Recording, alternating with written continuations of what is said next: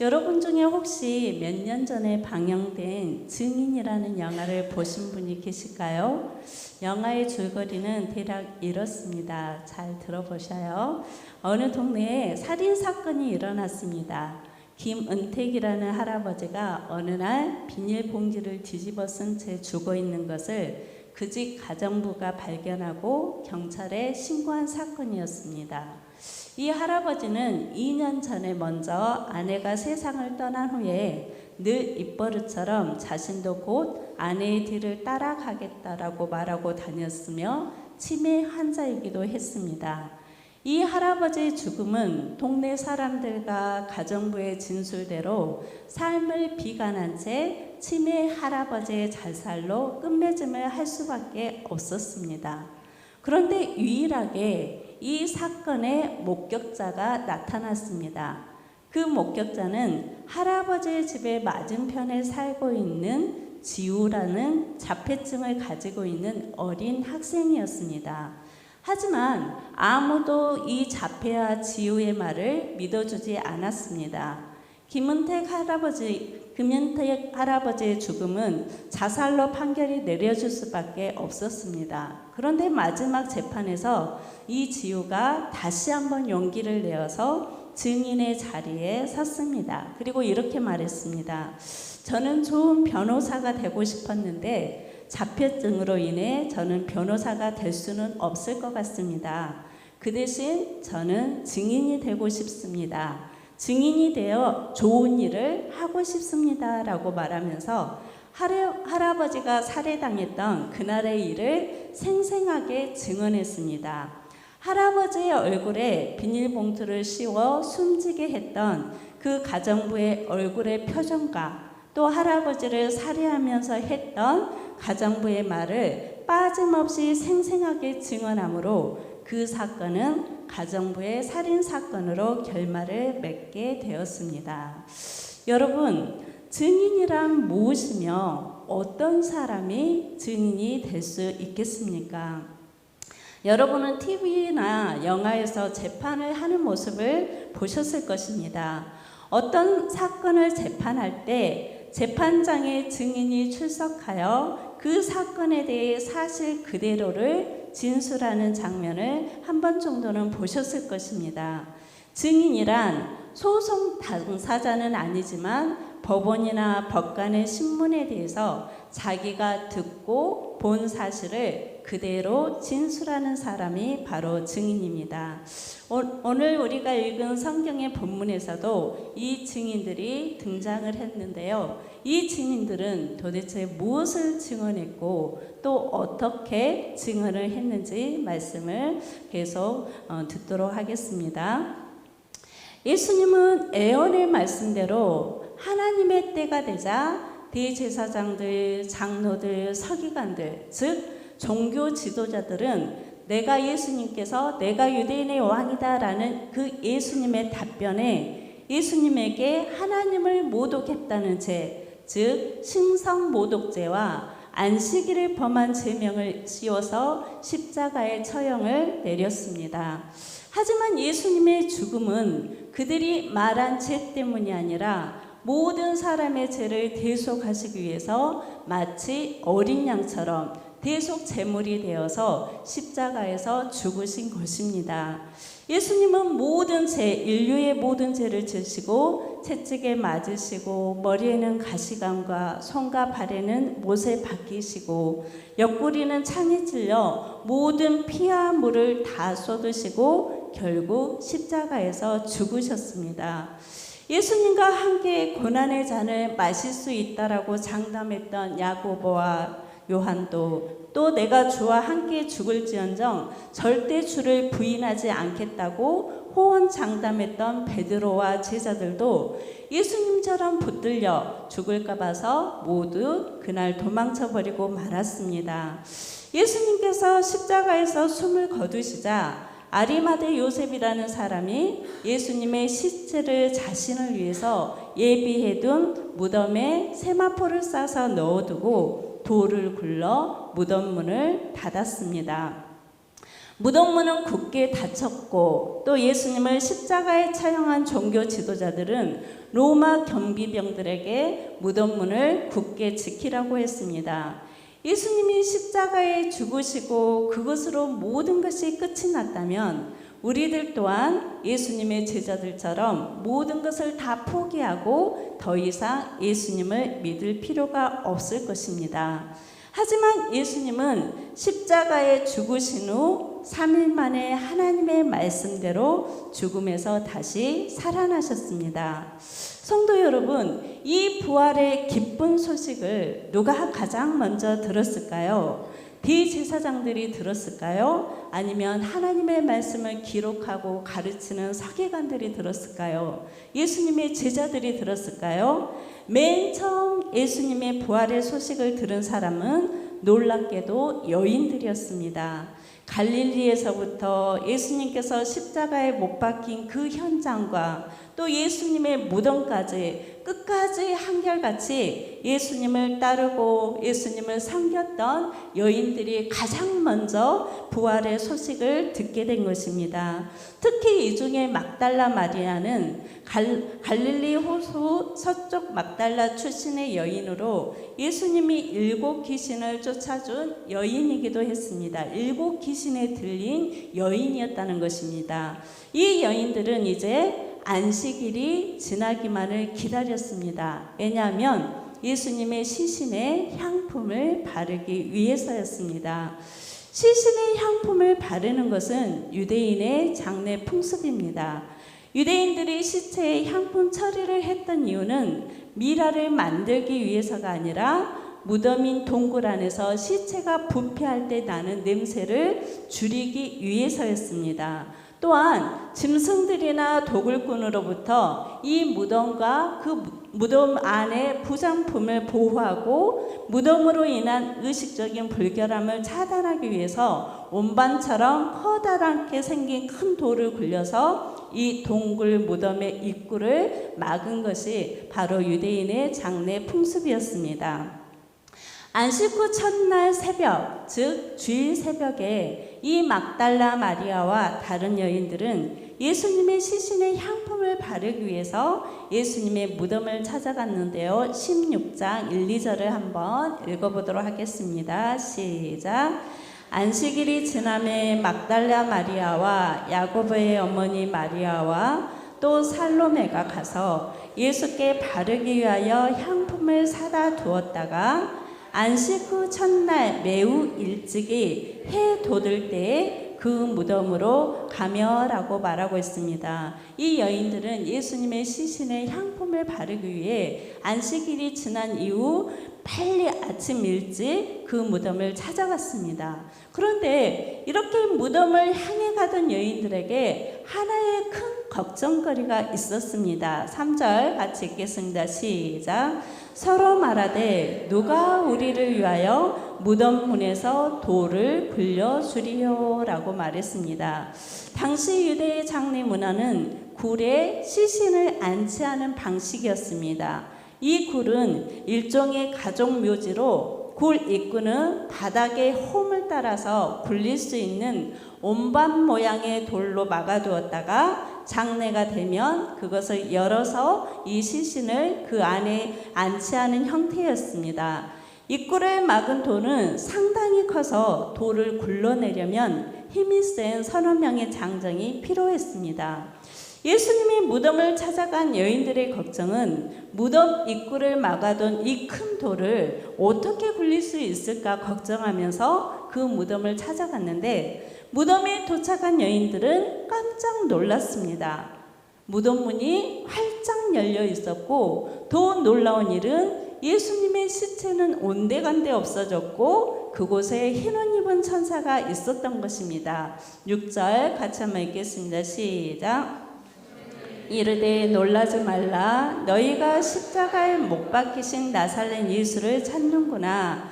그가 살아나셨고 여기 계시지 아니하니라. 보라, 그를 두었던 곳이니라. 여러분, 지금 여인들은 놀랍게도 천사들로부터 무슨 소식을 듣고 있습니까?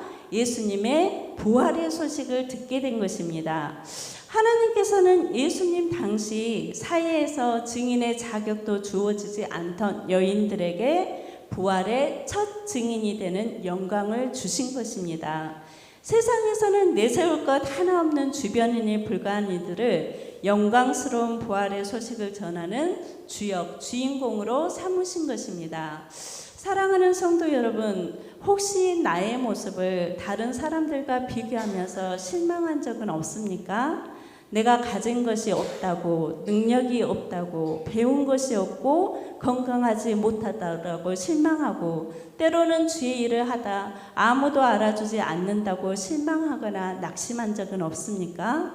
하나님께서는 사람의 애모나 자격이나 능력을 요구하지 않는다는 것입니다. 하나님은 한결같은 믿음으로 끝까지 충성하는 마음을 귀하게 여기십니다. 신실한 마음과 변함없는 믿음의 사람을 하나님은 찾으시고 그 사람을 사용하신다는 것입니다.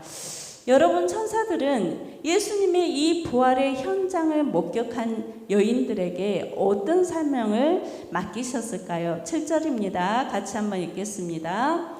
가서 그의 제자들과 베드로에게 이르기를 예수께서 너희보다 먼저 갈릴리로 가시나니 전에 너희에게 말씀하신 대로 너희가 거기서 배우리라 하라 하는지라.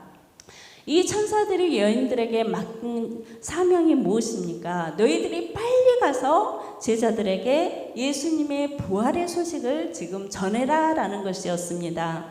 천사의 말을 들은 여인들은 어떻게 했을까요? 8절입니다. 같이 읽습니다. 여자들이 몹시 놀라 떨며 나와 무덤에서 도망하고 무서워하여 아무에게도 아무 말도 하지 못하더라. 여인들은 예수님의 영광스러운 부활의 소식을 듣긴 했지만 그 사실이 너무 믿기 어렵고 두려워서 아무 말도 하지 못하고 말았습니다. 하지만 예수님은 이런 믿음이 연약한 여인들을 끝까지 포기하지 않고 다시 사명을 맡기셨는데 9절입니다. 읽습니다. 예수께서 안식 후 첫날 이른 아침에 살아나신 후 전에 7 귀신을 쫓아내어 주신 막달라 마리아에게 먼저 보이시니라고 말하고 있습니다. 예수님은 자신의 부활의 모습을 직접 이제는 막달라 마리아에게 보여주셨습니다. 여러분, 예수님의 부활의 모습을 직접 자신의 눈으로 확인한 이 막달라 마리아는 이제 어떻게 했을까요? 10절입니다. 시작. 마리아가 가서 예수와 함께하던 사람들이 슬퍼하며 울고 있는 중에 이 일을 알렸다라고 말하고 있습니다. 이제 예수님의 부활의 모습을 자신의 눈으로 직접 목격한 마리아는 더 이상 지체하지 않았습니다. 더 이상 두려워하지도 않았습니다. 다른 복음서에서는 이 여인들이 큰 기쁨으로 빨리 무덤을 떠나 제자들에게 알리려고 다름질했다라고 말하고 있습니다.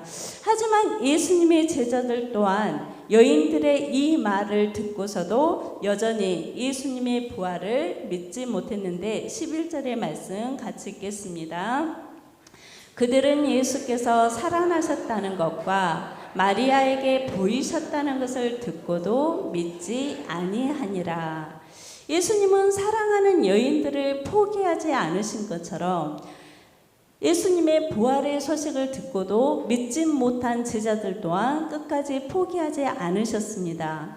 예수님은 부활의 소식을 듣고도 믿지 못한 제자들을 직접 찾아가서 그들을 만나주셨습니다. 예수님의 제자들은 예수님께서 십자가에서 처형당하시자 모두 뿔뿔이 흩어지고 말았습니다. 옛 생활로 다시 돌아갔습니다. 갈릴리 바다에서 물고기를 잡으러 갔습니다.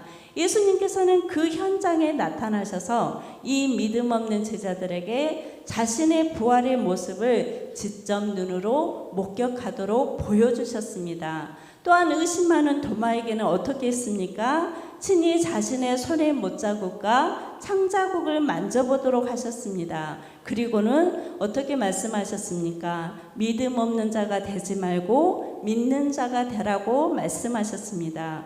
그 후에 예수님께서는 이런 제자들에게 특별한 사명을 부여해 주셨는데 16장 15절, 16절 같이 한번 읽어보도록 하겠습니다. 또 이르시되 너희는 온 천하에 다니며 만민에게 복음을 전파하라. 믿고 세례를 받은 사람은 구원을 얻을 것이요 믿지 않는 사람은 정죄를 받으리라. 또 사도행전 1장 8절입니다. 오직 성령이 너희에게 임하시면 너희가 권능을 받고 예루살렘과 온 유대와 사마리아와 땅끝까지 이르러 내 증인이 되리라 하시니라. 예수님께서는 자신의 부활을 목격한 사람들과 제자들에게 특별한 사명을 주셨는데 그 사명이 무엇입니까? 바로 증인의 사명이었습니다. 증인은 자신이 목격하고 들은 사실을 있는 그대로 증언하는 사람입니다. 예수님의 부활을 보고 들은 증인들이 증언해야 할 것은 무엇입니까? 그것이 바로 예수 그리스도의 복음입니다. 그래서 복음은 예수님의 십자가의 죽으심과 예수님의 부활을 증거하는 것이라고 말할 수가 있습니다. 사랑하는 성도 여러분, 여러분은 예수님의 부활을 믿습니까? 예수님은 부활이요 생명이심을 믿습니까? 사랑하는 성도 여러분, 예수님의 부활이 나의 참 기쁨입니까?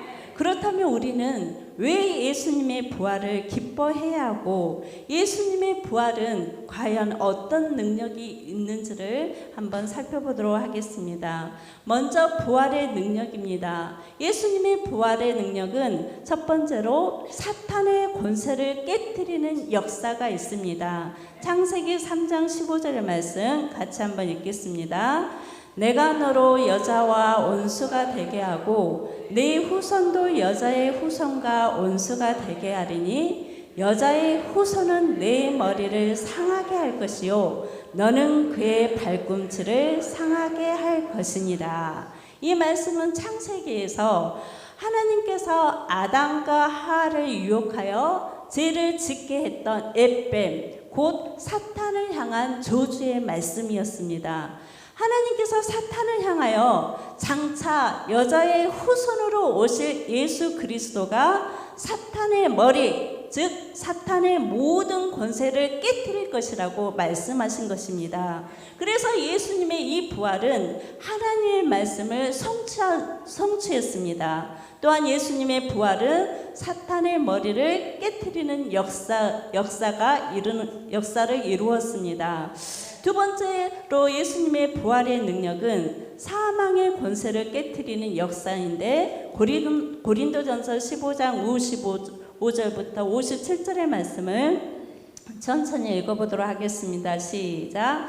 사망아 너의 승리가 어디 있느냐? 사망아 내가 쏘는 것이 어디 있느냐? 사망이 쏘는 것은 죄요 죄의 권능은 율법이라. 우리 주 예수 그리스도로 말미암아 우리에게 승리를 주시는 하나님께 감사하노니라고 말하고 있습니다. 성도 여러분, 모든 사람들이 가장 두려워하는 것은 무엇이겠습니까? 모든 사람들이 가장 두려워하는 것은 바로 죽음, 사망입니다. 사람들이 가장 두려워하는 이 사망은 바로 죄의 결과입니다. 사탄은 인간이 가장 두려워하는 이 죽음, 즉 사망을 무기로 삼아 인간을 종으로 삼았습니다. 예수님이 십자가에 죽으시자 이 사탄과 모든 악한 영들은 얼마나 한호를 했을까요? 하지만 예수님은 이 사망을 이기시고, 지난주 말씀 기억하시죠? 사망을 사망케 하시고 사망을 이기시고 다시 살아나신 것입니다. 그래서 예수님의 부활은 곧 사망의 권세를 깨뜨리는 역사가 되는 것입니다. 예수님의 부활은 믿는 모든 성도들에게 더 이상 죄와 사망의 종이 아니라 이 죄와 사망으로부터의 해방되는 날입니다. 그러므로 예수님의 부활은 예수님의 부활을 믿는 모든 성도들에게 승리를 선포하는 날입니다. 자, 세 번째는 예수님의 부활의 능력은 잠자는 자들의 첫 열매가 되는 역사, 즉 부활의 소망의 역사라고 말할 수가 있습니다. 고린도전서 15장 20절입니다. 같이 한번 읽겠습니다. 그러나 이제 그리스도께서 죽은 자 가운데서 다시 살아나사 잠자는 자들의 첫 열매가 되셨도다라고 말하고 있습니다.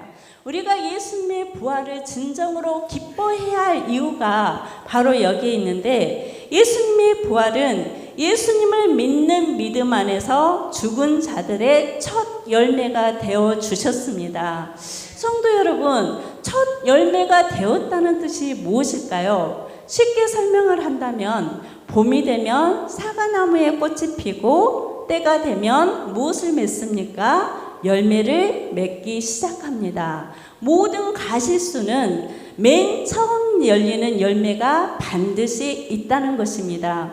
농부들은 이 첫 열매를 보면서 이제 곧 맺게 될 많은 사과 열매를 기대할 것입니다. 이처럼 예수님의 부활은 죽은 자들의 첫 열매가 되셔서 예수 그리스도를 믿는 모든 성도들에게 부활을 소망하게 한다는 의미입니다. 그러므로 예수님의 부활을 보면서 나도 예수님처럼 부활할 것을 소망하게 된다는 것을 말하고 있는 것입니다. 그러므로 예수님의 부활은 곧 나의 부활을 의미하는 것이며, 예수님의 부활의 첫 열매가 되셔서 예수님은 성도들에게 부활의 소망을 주신 것입니다. 그렇기 때문에 예수님의 부활이 나의 부활이고 예수님의 부활을 우리가 진심으로 기뻐할 수밖에 없는 이유입니다. 고린도전서 15장 22절, 23절 같이 한번 읽겠습니다.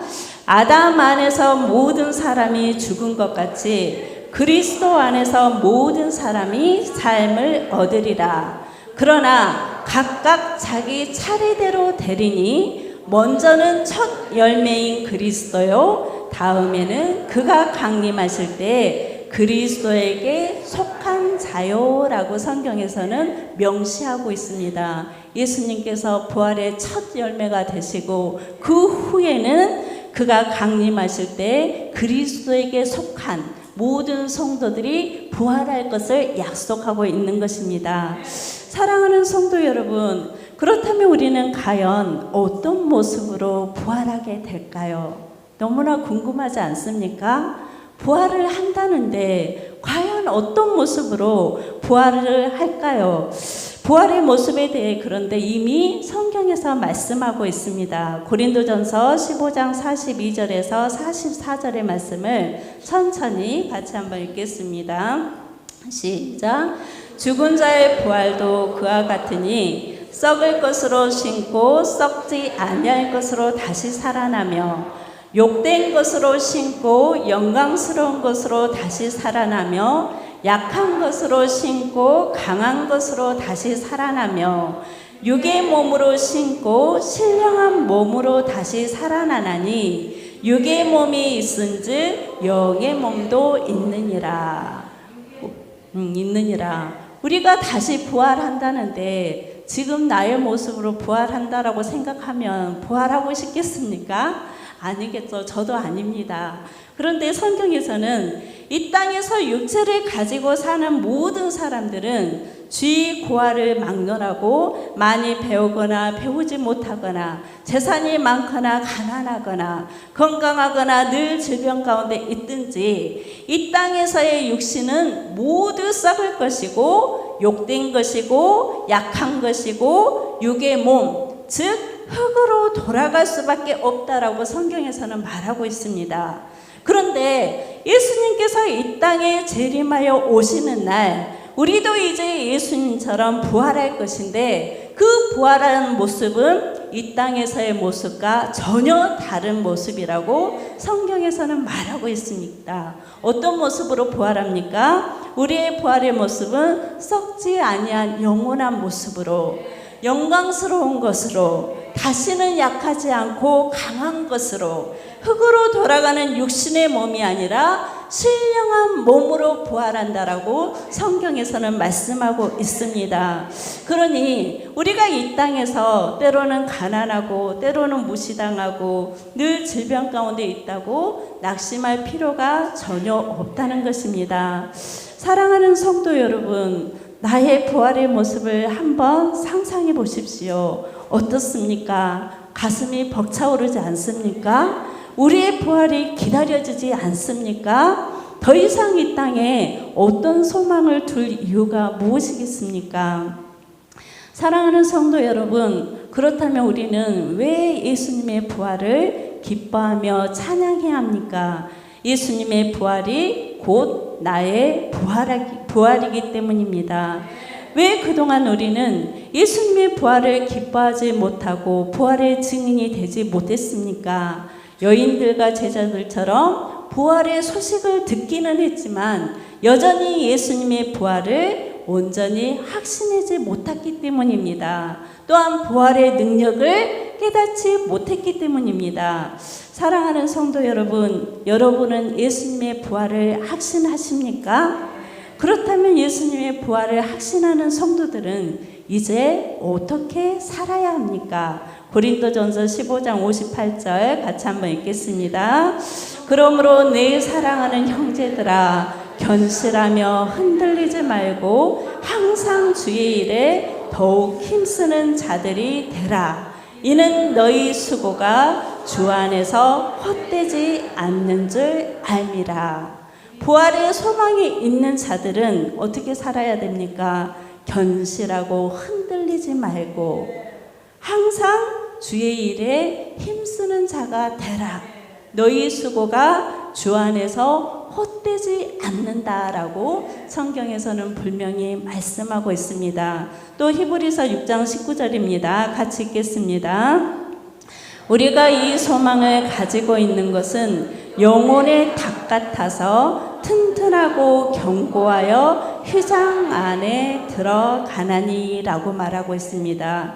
우리가 가진 이 소망, 하나님 나라에 대한 소망과 부활의 소망은 마치 영혼의 닭하고 같다는 것입니다. 닭이 무엇입니까? 배에 정박하기 위해서 큰 것을 그 바다에 이렇게 하면은 그게 움직이지 않잖아요. 어떤 풍랑과 어떤 바람이 불더라도 그 닷을 견고하게 내리면 그 배가 전혀 움직임이 없는 것 같이 우리가 소망하고 있는 부활의 소망과 하나님 나라의 소망을 가지고 있다면 그것은 우리의 영원한 닭과 같다라고 말하고 있는 것입니다. 이 닭과 같아서 우리가 어떻습니까? 견고하고 튼튼하여서 하나님의 나라에 충분히 들어갈 수 있는 믿음이 있다는 것을 말씀하고 있습니다. 우리는 때로 신앙생활을 하면서 시험에 들기도 하고 신앙생활을 쉬기도 할 때가 있습니다. 그 이유가 무엇입니까? 우리 안에 어찌 보면 이 부활에 대한 소망이 견고하지 않기 때문입니다. 하나님의 나라와 부활에 대한 소망이 작고 아직은 약하여서 이것들로 이기지 못하기 때문입니다. 이제 우리는 십자가의 사랑과 부활의 소망을 영혼의 닷처럼 깊은 곳에 내려 어떠한 풍랑에도 시험과 유혹에도 흔들리지 말고 믿음이 견고해지기를 축복합니다. 더 나아가서 우리는 부활의 소망을 가지고 이제 주의 일에 더욱 힘쓰는 자들이 되어야 합니다. 여기서 주의 일이란 곧 복음의 증인의 삶을 사는 것을 말합니다. 예수님의 십자가의 사랑과 부활과 재림을 증언하는 우리 모든 성도님들이 되시기를 축복합니다. 말씀